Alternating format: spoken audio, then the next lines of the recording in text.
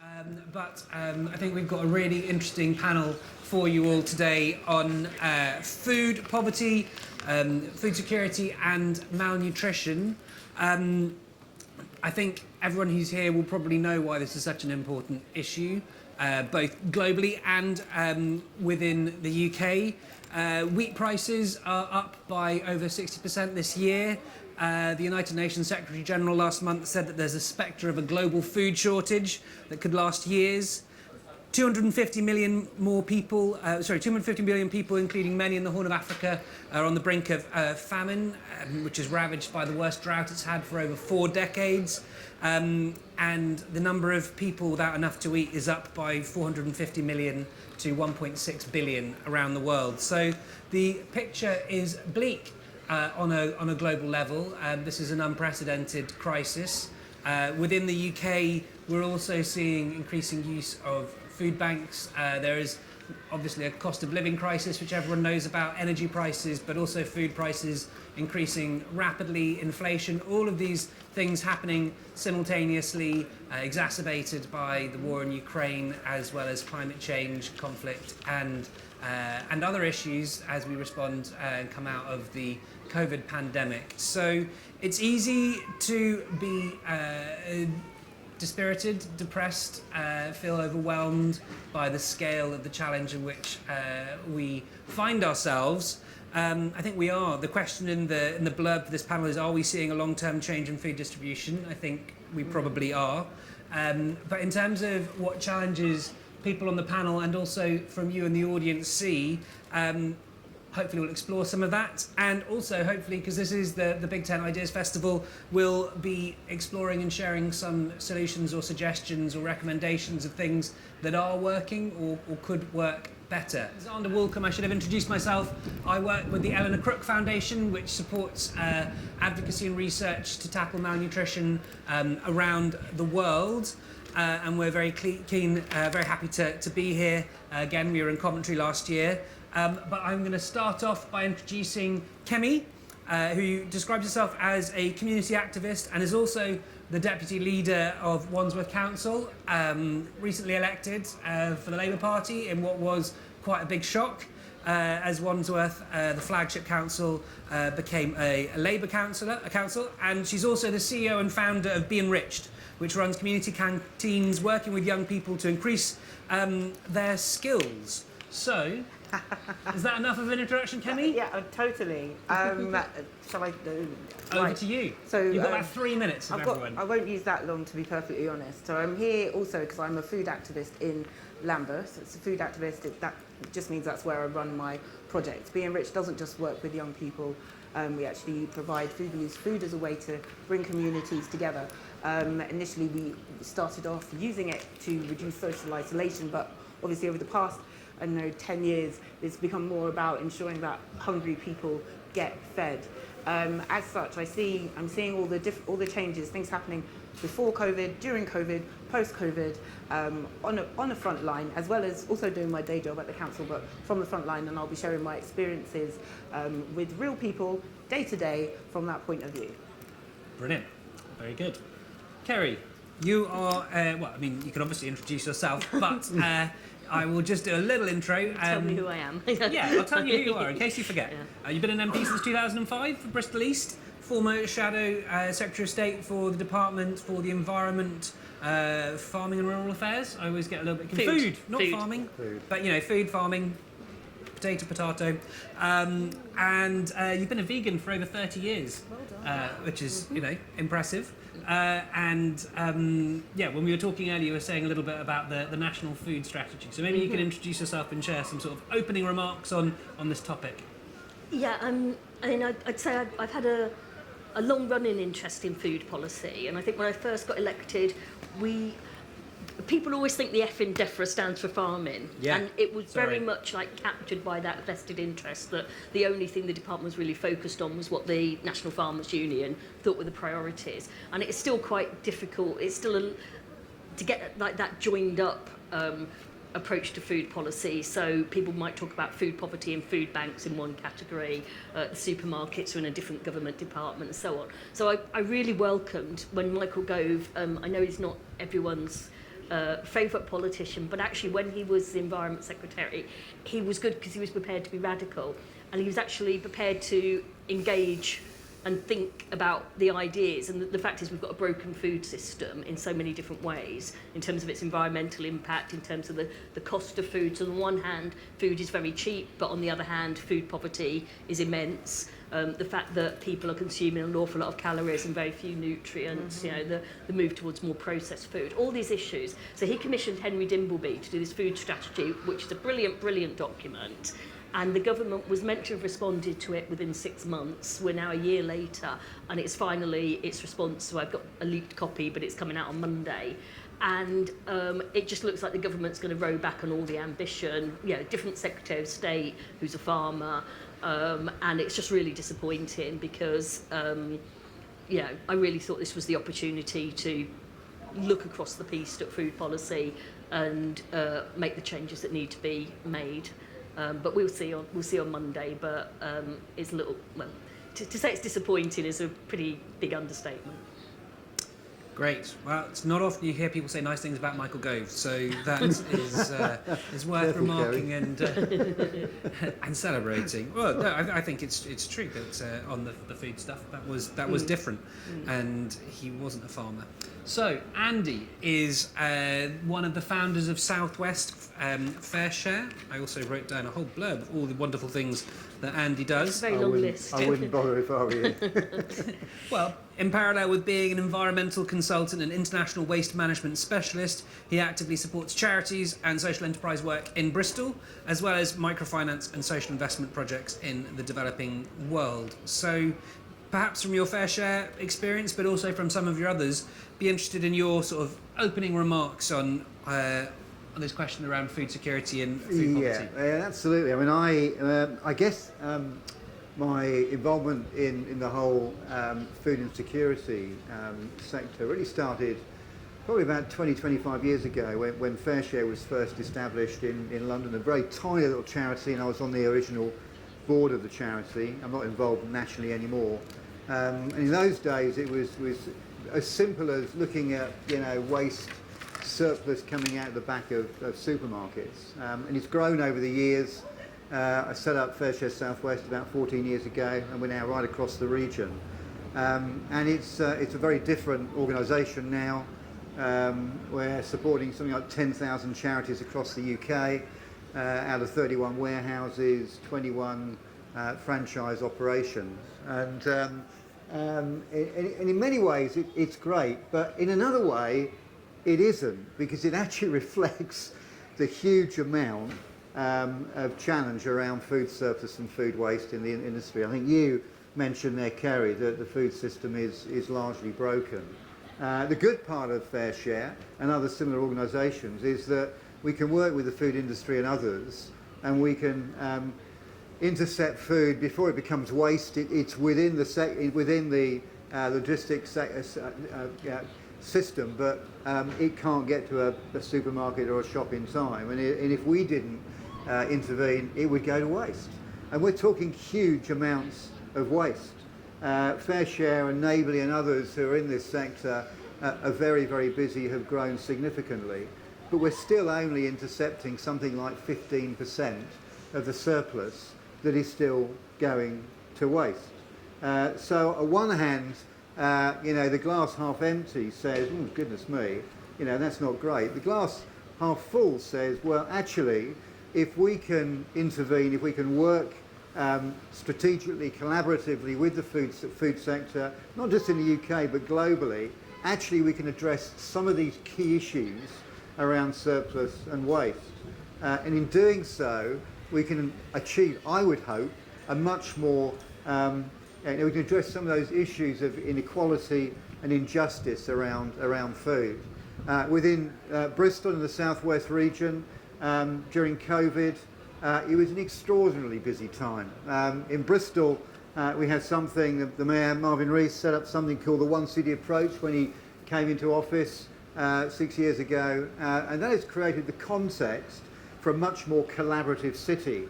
And you know, we have taken that, and around the whole issue of food security, food insecurity and food poverty, we were able during COVID to have a much more joined-up approach and address the issue. Still, lots of things to be done. Now we're going into a cost of living crisis exacerbated by Ukraine, as you say, and other issues.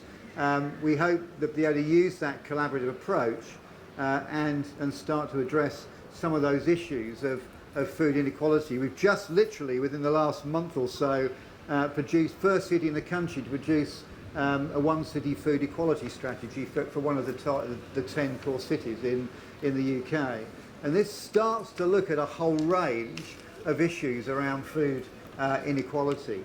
But there's still a lot to do. And of course, it's all very well having a plan for the next 10 years, but the reality is that we have got to do something now. And so I've got a few ideas. Maybe we can explore how we can better release resources. Government have taken some steps to address the issue of the cost of living crisis, but simply giving every household in the country £400 is fine.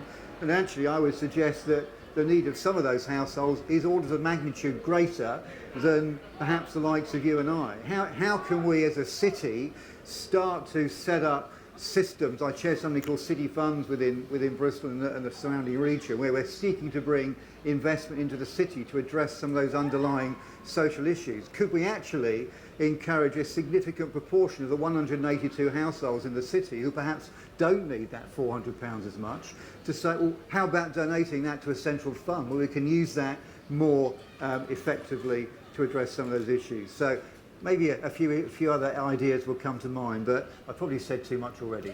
That's great. No, I think we're very keen on having solutions as well as just laying out the scale of the problem.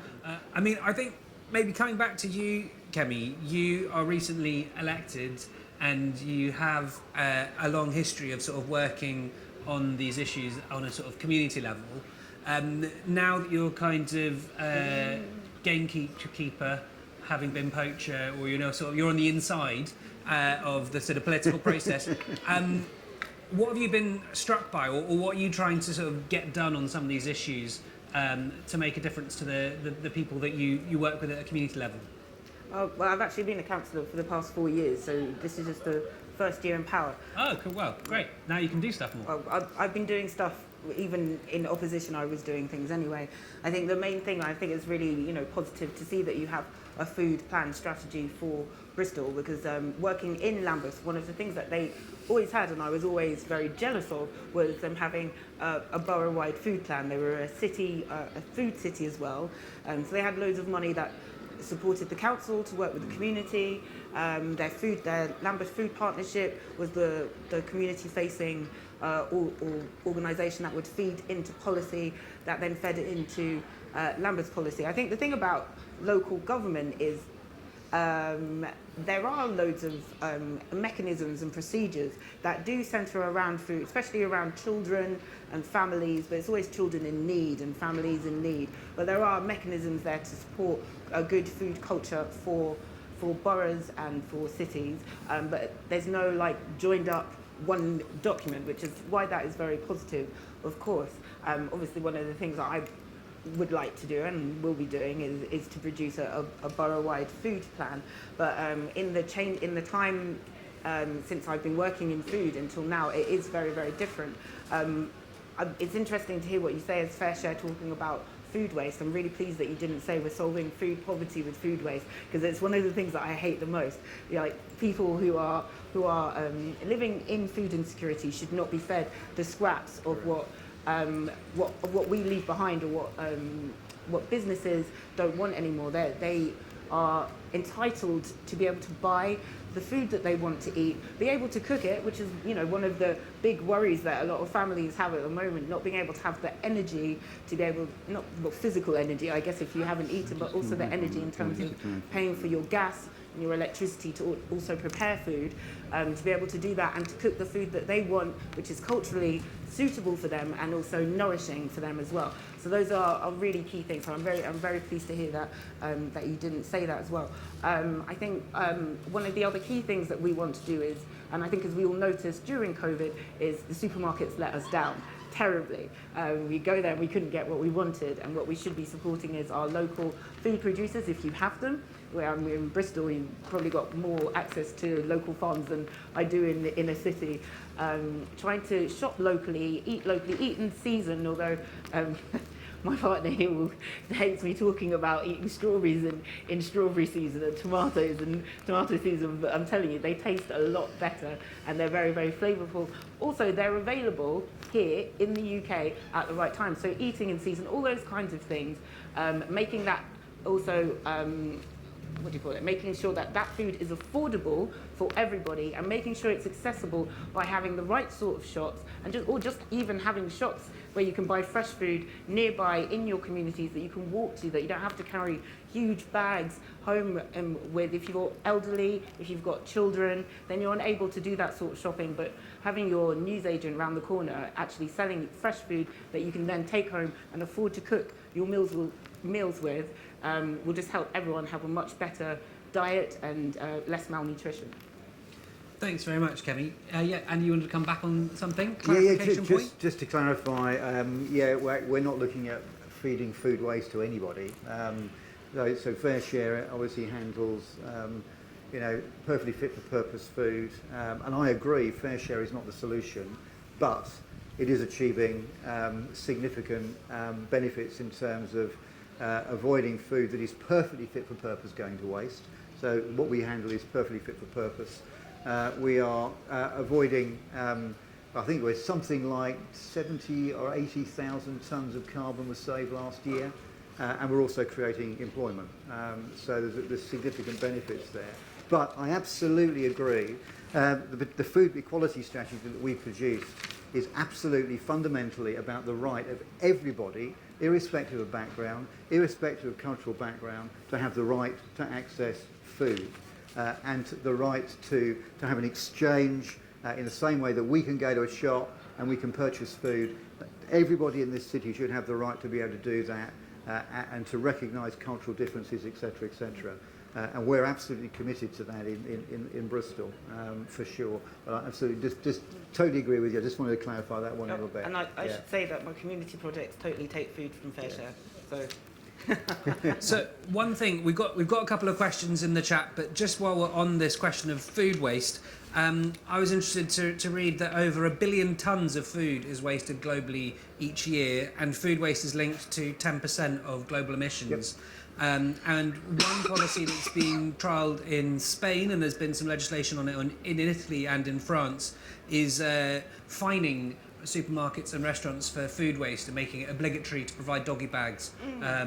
And I just wondered if anyone on the panel had thoughts about whether that would work or if that's a good idea. Well, I've introduced 2 food waste bills, which when you introduce them just as a private member's bill, they don't become law, but you try to use them to get the government to take up things. And they've both been looking at the French model. So under the French model, there's an obligation on a supermarket that if there is a charity willing to take the surplus food, they've got to give it to them. And this is, Fareshare's got some brilliant relationships. I've been to the big, massive Fareshare depot down in South London, and there's a big Tesco store next to it. I sort of went round, and basically people are walking around the Tesco store marking things up as, we're not going to shift this today, here, Fareshare, pop round and collect it. And one of the big problems actually is the cost of the transport in it, the logistics of getting the food from A to B, which Andy grapples with all the time. But yeah, I think that, and my favourite statistic is if food waste was a country, it'd be the 3rd highest emitter after, I guess it's China and America. And that's why I came with it. And the first thing, it's just shocking, isn't it, that so much goes into producing good food that then doesn't get eaten.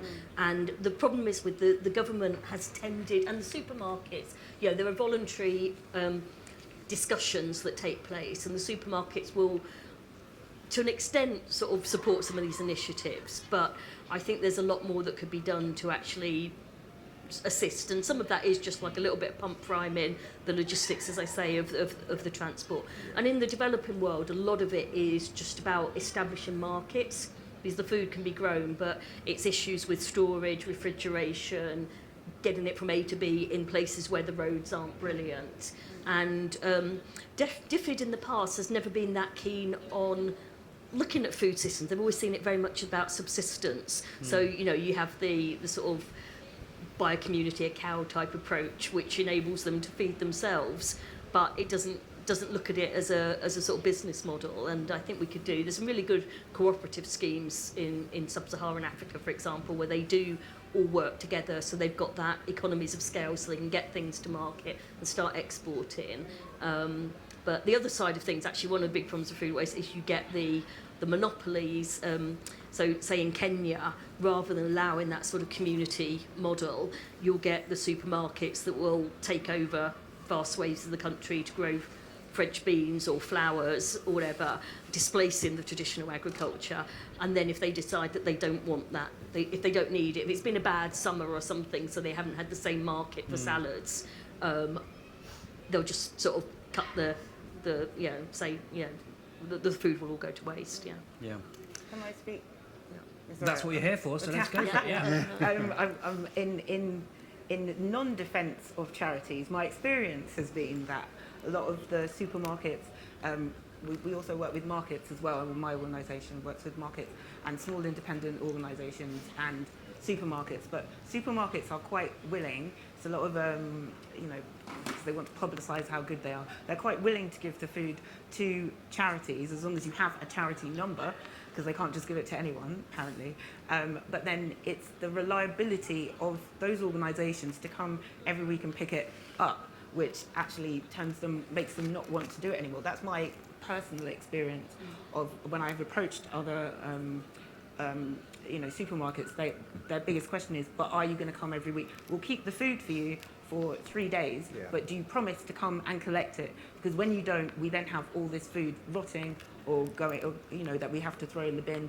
I don't know, it must affect their numbers in some sort of way. So I think it's partly the responsibility of community organisations to actually, agree and live up to what they sign up to do. But about cultural food, I think there's also a bit of disconnect in food that is transported from, from Africa, from the Caribbean. Those very cultural foods, they're not transported in the best way, in the best manner. So by the time they get to the UK, they're already on their way out, which is a big problem for in terms of food waste, because a lot of the food that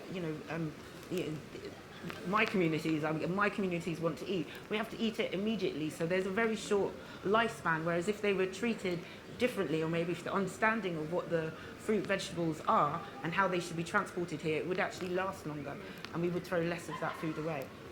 And we're seeing that with Brexit now, aren't we? I think there's quite a lot of food from the EU that you'll see in supermarkets now that are already, berries and stuff like that, that they're already sort of past their best once they go on sale, whereas in the past they'd have hit the shops far more quickly. So we've got 2 questions from the audience, Honor and Anonymous, and they're kind of 2 sides of the same question, so I'm going to put them together, and then there's a third one which we can handle separately. So the first question is, how can government policies, local and national, be best leveraged to make healthy, sustainable and local food more affordable and accessible? And then the second question is, to secure our own food supply and to improve the environmental impact of farming, is it inevitable that food prices and therefore food poverty will increase? Well, I mean, the answers are in the National Food Strategy document to a large extent. And that's why, as I said, it's disappointing that the recommendations aren't all be taken up. I do think that whenever you talk about food policy, and Bristol's a massive, a very good example of it. It's all very well to sort of talk about locally sourced stuff and buying higher quality food and not eating the cheap processed junk food. But we know that in Bristol, places like this, it's very much, people are into their food. You've got better foods just down the road where you can buy organic foods or whatever. If you go to places like Hartcliffe and Withywood, so in the south of the city, there was a survey done a few years ago, and those 2 wards were in 2 of the top 5 food deserts in the country. So that's classed as places where it's most difficult to find affordable, healthy food. And I found when we discussed the horse meat scandal, if people remember that in Parliament, there were quite a lot of well-meaning people saying people ought to, cook their own lasagnas from scratch and, buy all these separate ingredients and know where your meat comes from and even know the name of the cow that it came from or whatever. But actually, when it comes to, and it was like quite patrician approach, and they didn't seem to realise that, if you're getting towards the end of the week and your money's run out, and there's a 99p lasagna in ready meal for sale somewhere, or you can buy a 12-pack of value burgers or whatever for £1. That is all that people can do. They just don't have the, and it's not about budgeting skills or anything like that, which again, people like to sort of say it's because people can't manage the household finances. And I think the fact that we've got to the situation where bad food is so cheap is a problem, but you can't immediately say people ought to be paying more for their food, because we know food prices are going through the roof anyway, cost of living crisis, all the other costs as well. And it's a really difficult one to grapple with. I do think urban food growing is part of the issue, but again, if you look at the posher parts of Bristol, there's a queue for to get on the allotment list. If you go to other places, people aren't so keen to do it. And I'm not sure there's some really good community food growing schemes in Bristol. I think that is partly part of the answer, but it's and Andy, I'm sure has got more to say from the hands-on thing. Yeah. Yes, I mean it's a complex issue, and if you get your hands on a copy of the food equality strategy, you'll see a range of issues being discussed. I chair Feeding Bristol, and there, we're looking at what can we do that is going to be effectively intervening at the earliest possible stage. So we're looking at generational and transformational change. So we have something called the Children's Kitchen in Bristol, which is now going across other parts of the UK. We're intervening at nursery age to teach children and get children more comfortable with foods. As you say, they may go home and buy 99 p lasagna and not really understand where the contents of that actually come from. They may never see fruit and really good quality food. So to intervene and to create that context to help people in an appropriate way to understand food, where it comes from, how to handle it, how to turn that into good quality meals is really important. The whole issue of urban growing is great, and we've got some great examples in Bristol, but that alone, of course, isn't going to feed a city. So finding ways where we can start to intervene from a planning perspective across a region and start to say, what do we need to do around farming policy and also procurement policy for the public sector. If we can link together procurement policy of all the big public sector players and businesses in the city and link that to encouraging the regional agricultural economy, then there may be something we can do in time, hopefully supported by both central government but also local government and regional government policy here, WECA. Then there may be something again that we can do. So there are things that we can do. It isn't going to address the issue of food insecurity overnight, but it's a both and, isn't it? Now, we need to be doing things now, because I know now in Hartcliffe there are people who are going 4 days without a meal. Now, today. You and I are going to go home tonight, and I guess we can pick and choose out of our fridge what we eat. There are people in this city, it's not right, that are literally going without food. And we haven't even hit the autumn yet, when they can't afford to put their heating on, and they can't afford to turn their cooker on and actually cook meal. And even if they could, they haven't actually got any food to use. That is not right.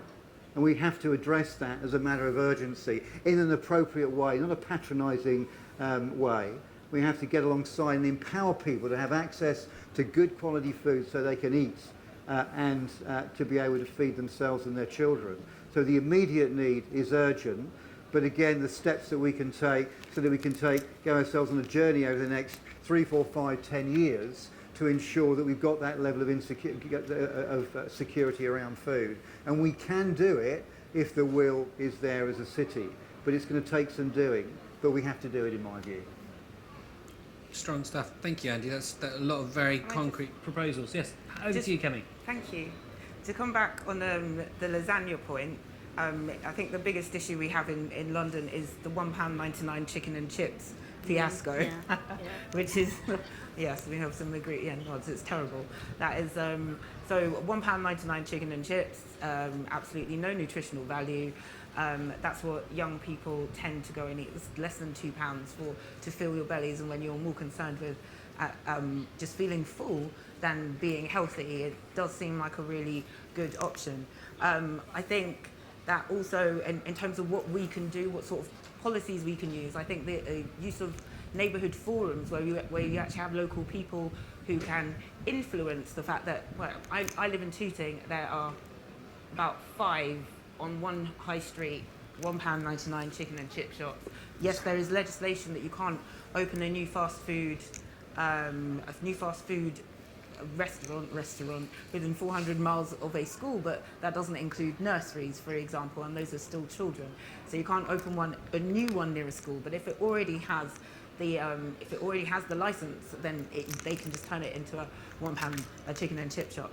So there's that sort of policy. Then there's neighbourhood forums where people can influence the sort of shops that they see on the high streets. And if the one in my area was a bit more like G'd up, they would have definitely said we don't need the 2 new ones that opened about a month ago, because we definitely don't. So I think those are things that we can use.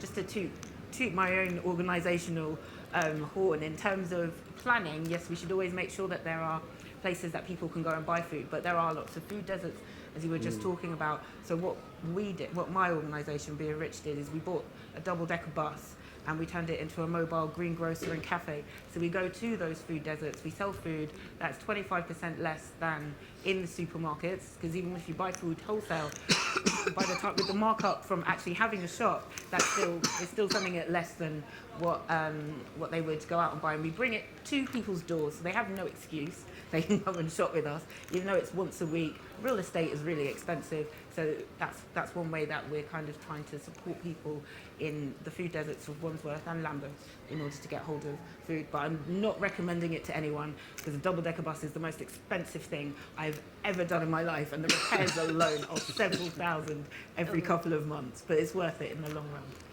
I love that idea. And it meets very well with the next question, which is, would prioritising fruit and veg over meat through subsidies improve access to cheaper, greener and more ethically produced food? Okay, well, in terms of farming subsidies, we've just had, again, this was Michael Gove doing a good thing, in that you used to, well, if you go back to the early days of the Common Agricultural Policy, people were subsidised for how much they produced. So you ended up with these, probably quite a lot of you are too young to remember, but they're these EU butter mountains of food that was produced. Farmers were paid for it, but nobody needed to buy it. Then it got replaced by, you basically got subsidies according to how much land you owned, rather than what you did with it. And then with the Agriculture Act that's come through, farmers were now going to be rewarded, it's public money for public goods. So you've got to do things like increase biodiversity on your land, look after the soil, carbon sequestration, and all sorts of good things. And animal welfare, improved animal welfare is in there. What isn't in there is any form of food production. And I did talk to an organisation called Sustain, which does really good work, about whether you could reward farmers for growing fruit and veg, and maybe I'm very keen on pulses. We don't talk about pulses much, but we can actually grow them in this country, and they're a really good protein source. And it wasn't, it's partly difficult because you could grow vegetables, but then they get used for something that actually isn't healthy further down the line. But anyway, it's not in the bill. But what has been removed are the subsidies. The farmers that would be, like if you've got a massive intensive poultry farm, the farmers won't be getting subsidies because they won't be doing any of the public goods in terms of rewilding their land and things like that. But I think what we were hoping to see in the food strategy is things, it goes back to the procurement side, and things like the healthy food vouchers, which were given to people to buy fruit and veg and milk formula for kids. The value of that has been decreased year on year in real terms. So if you could increase the money that you actually give to people with young kids to spend money on that, I think it'd be good. There is a bit of a growing debate, and you'll see it with the conversation about the National Food Strategy, about alternative sources of protein and whether we ought to be putting money into developing them, so R&D money into doing it. And I think the government is starting to see that as a business opportunity. But my worry is it's all things like lab-grown meat, which I think is a pretty disgusting concept, and I don't see that we really need it when you can have plant-based forms of protein instead, but maybe that's just me. What about worms? So worms, so insects is another thing people talk about a lot. But yeah, things like algae and, apparently cabbage, you can make fake meat out of cabbage now, Really? I learned the other day, yeah. But I think, we ought to be investing in, at the moment there's very little money, government money, that goes into developing those products, which could actually be brilliant from the point of view of exports as well. So I'd like to see them do that. But I think, like I say, I think it's 25% of money spent on food is public procurement in this country. Yeah, so you could make a huge difference, and everyone I think knows how we horrible the could. food is Yeah.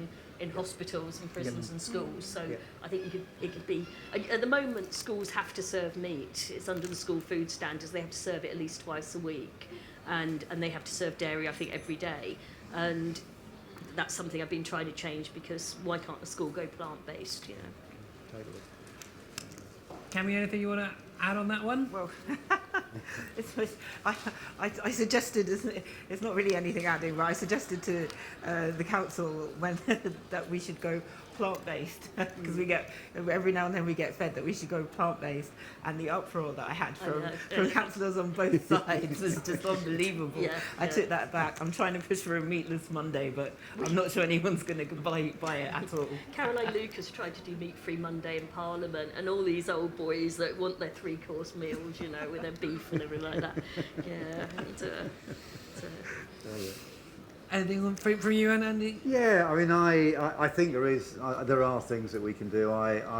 We've had conversations in the Bristol region around the whole procurement and linking it with regional agriculture for a while.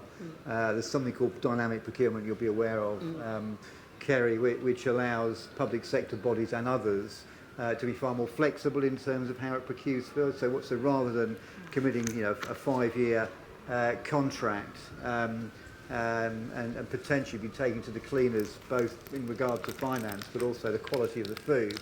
It allows you to be flexible and pick and choose and so forth. So I think there is something there, and I think linking it in to really good quality and innovative growing systems, hydroponics, vertical wall systems.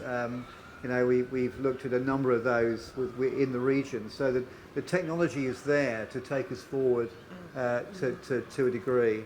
And I think, with the pressure we're under, I think we need to be looking at investing in those alternatives and looking at more innovative approaches to the way that we produce good quality food.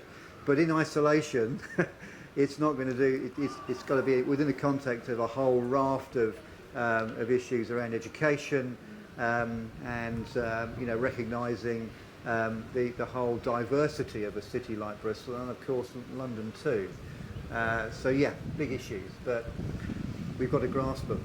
Yeah, we've got 5 minutes left, so if anyone has a burning question, please do put it into the Slido. One of the last ones we've got is that the country is currently 55% self-sufficient in terms of food production. DEFRA has set a target of 60%. Is that important? Is that something we should be pushing for? If the world is not producing enough food now, does that mean we should be trying to encourage more production in the UK? Well, we're actually producing more food than we need. So there's more calories being produced globally, and that's why you get the food waste is such a problem. Yeah. It's a distribution issue. Distribution, yeah. The government document that I said is coming out on Monday, it boasts in the foreword that we are 100% self-sufficient in swede. So you'll be pleased to know that. There's no danger of us running out of swede. I think it said swede carrots and one of them might be poultry or something. Yeah, so and it's the fact that they think that that's important enough to put on the first page, I think shows how useless the rest of the document is.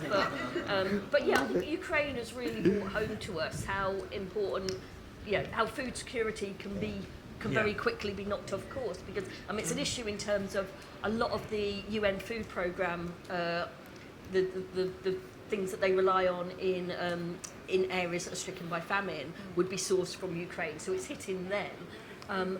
But we could quite easily see if there becomes a shortage of certain goods, you know, China, other countries will buying it up, and we'll suddenly find that we won't be able to get it. And I think we're starting to see a little bit of that with the food prices going up and shortages. So yeah, and it just makes sense in terms of short supply chains. The food's healthier, you're supporting jobs locally. That whole idea of peri-urban farming. So should we have a 100% target then for national It food depends, because people self-sufficiency? want to eat things Well, that can't be that's- grown here, and that's the question of going back to what you said That's not about realistic, eating but in season. You know, if we were to do that, we would never get to eat. I'm trying to think what mangoes or whatever, you know, and it's. I think there's a balance, isn't there? But I do think it's stupid that we talk all the time about exporting. Like apparently we don't need to export. We produce enough lamb for the market at home, but instead we export to New Zealand and they export to us. And Yeah. and apples and that. Why do we eat New Zealand apples? And I've just never ever understood I've never understood actually how the economics of it work. Because if it's got to come by ship all the way, halfway around the world, why isn't it extortionately expensive? You know, but So I think I'm not really very big on like that little Englander, you know, and buy British and all that sort of thing. But I think when it comes to food, it makes environmental sense as well, doesn't it? Yeah. We've got 2 minutes left, so I'm going to hand over to Kemi and then Andy for some closing remarks. There was also a question of what do you say to someone who can't be vegan for health reasons? Supplements aren't always the answer, Eat meat. which I think we can hand over to our vegan expert. Closing remarks from you, Kemi, in terms of everything that we talked about, but maybe a final thought to leave people with? Oh, my final thoughts. If you can't be vegan, then you can't be vegan. Just eat better quality, less meat, maybe know the name of the cow or whatever it is. I mean, I personally think it's unrealistic for us to think that everybody is going to embrace and want to live a plant-based life. Like half of my family are Nigerian. There's absolutely no way I can convince any of my uncles to have a plate of food that doesn't have meat on it. That is unbelievable. That's a snack. They're like, where's the rest of the food? So that is not possible. But I can encourage them to buy better quality, you know, free range, not even organic necessarily, because sometimes that's not really as organic as you think it is, but to eat better quality meat and maybe less of it, absolutely.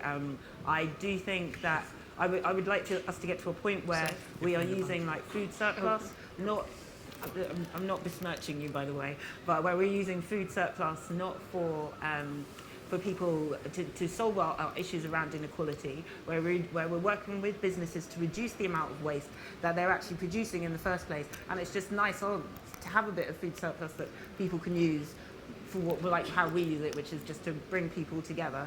And I repeat, do not buy a double-decker bus at any cost. If you would like to do a project similar to the one that I've just spoken about, just do something a little bit smaller. A library bus will work. Yeah, E-bike and trailer. Anything else, but a double-decker bus is a bad idea. I'm happy to speak to anyone about it later on, or you can contact Feeding Britain. Very good. Yeah. Great. Closing thoughts, Andy, from Yeah, you? we heard about your project, Yeah. and we went to the bus company and said, "Can we have a bus, please?" And they've given us one. Oh no. But we haven't actually done anything with it yet. And so anyway, by the way, look, just very briefly, I would say that it's very easy to be overcome by a lot of the negativity and challenges that we have. I'm an optimist and a glass half full man, and I absolutely believe that collaboration, working together, both at the community level, city level, national level, global level, is the best way of being able to address issues in a fair and equal way. So I'm an optimist. I believe if we face these challenges together, and we're open to collaborative working right across the globe, then I think that we still stand a good chance. It's not getting easier, but let's not give up. And let's not give up on those people living in Hartcliffe either who need food today. It's a both and. Let's plan for the future. let's be committed as a city. If you live in Bristol, let's commit ourselves to be innovative how we address those issues. And I'm going to be coming to the whole of the city, hopefully, Ellie, just around the whole way in which we can set up a fund. So if you don't need your £400 that's going to come your way as a household, and many of us don't, let's put it all into a fund. Let's create something that we can use in a more equitable way across the city. Other cities are looking at doing that. Let's be the leaders in Bristol. Brilliant. Thank you very much, Andy. Kerry, final. I think that's a really That's a good good note point to to end end on. on. Yeah. I think it is. Thank you. Andy does optimism a lot better than I do. I've been around That's because you're in politics Parliament. too long. Yeah, I know. no, I think it's good to be an optimist because the alternative is not as much fun. It's not. So thank you all, panellists. Thank you all for showing up. Really appreciate it. Yeah, I think we will leave it there. Thank you all very much.